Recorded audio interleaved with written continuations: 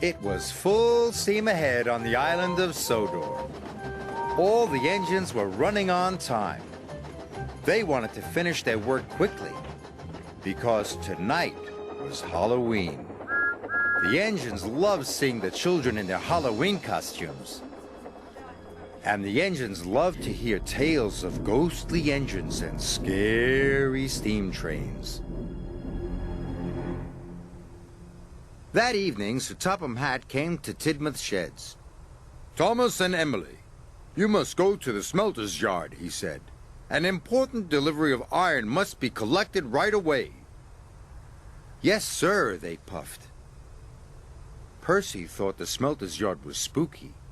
He was worried about his friends. "Look out for ghosts," he whistled nervously. "It is Halloween." "There's no such thing as ghosts," Thomas said cheerfully. "It's just silly make-believe," added Emily. And they steamed off to the smelter's yard. The sun was setting, and it was getting dark. "Imagine being scared of Halloween," puffed Thomas. "Or the smelter's yard," sniffed Emily. "Pow," added Thomas. Thomas and Emily enjoyed feeling brave.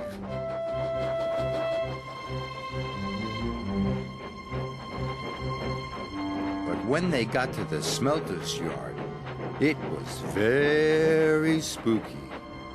"Oh my," whispered Emily. "Oh dear," hissed Thomas.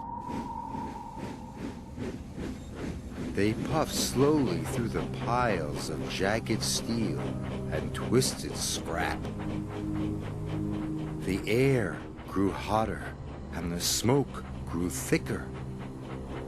Harry and Bert were lurking nearby. The two Diesels saw the chance to scare a couple of steamies. When Thomas and Emily rolled by, they moaned and groaned. It sounded spooky. "What was that?" snapped Emily. "You said there was no such thing as ghosts." "Silly make-believe, you said," gasped Thomas. Suddenly a freight car began to shudder and shake. "Cinders and ashes!" cried Thomas. "Help!" wailed Emily. "It's a ghost! Let's get away from here!" They didn't know Harry and Bert had been bumping the flatbed's buffers. The two naughty Diesels were having great fun. Thomas and Emily pulled up to the smelting shed. They gasped at the ghostly shadows and fizzing sparks. Their wheels felt as if they were frozen, but they had to go inside. "I hope the ghost hasn't gone in there," quaked Thomas. "Me too," quivered Emily. And they both rolled slowly into the smelting shed.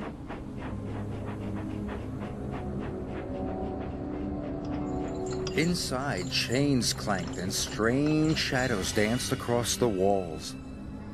Must be brave, Thomas puffed. But it was spooky. Emily was turning around, ready to shun some freight cars. Suddenly, a great whoosh of sparks lit up the shed. "Bust my buffers!" cried Emily. Emily was scared. She didn't notice the huge white tarp. It fell, covering her from funnel to footplate. "The ghost! It's got me!" She steamed away as fast as her pistons could pump. Thomas thought Emily was the ghost, and he raced out of the smelting shed.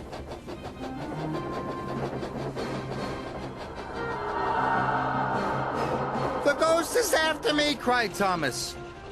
Harry and Bert thought Emily was the ghost too, and they raced away. Thomas was right behind them, and Emily was right behind Thomas.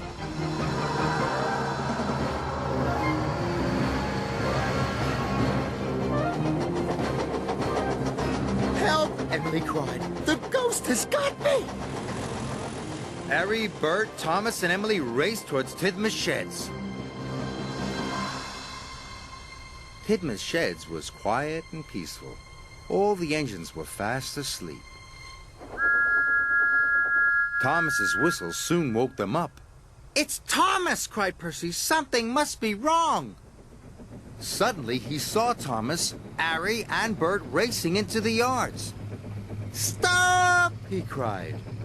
Harry, Bert, and Thomas applied their brakes. They stopped just in time. "The ghost is after us!" whistled Thomas. Percy was scared.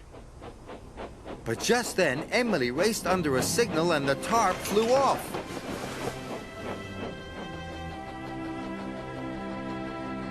"That's no ghost," said Percy. "That's Emily." The engines didn't feel scared anymore, but they did feel foolish. Sir Topham Hatt arrived wearing his pajamas. "What is all this fuss and bother?" he boomed. "It has caused confusion and delay." "But, sir," cried Thomas, "the flatbeds were rattling." "And we heard moaning," said Emily. "And groaning," added Thomas. Sir Topham Hatt looked at Harry and Bert.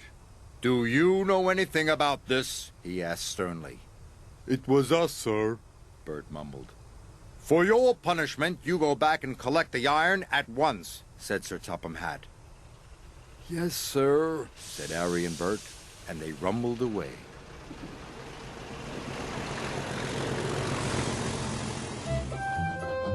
Whenever Thomas and Emily went back to the smelter's yard, they knew there was nothing to be scared of. After all, there is no such thing as ghosts. It was all silly make-believe.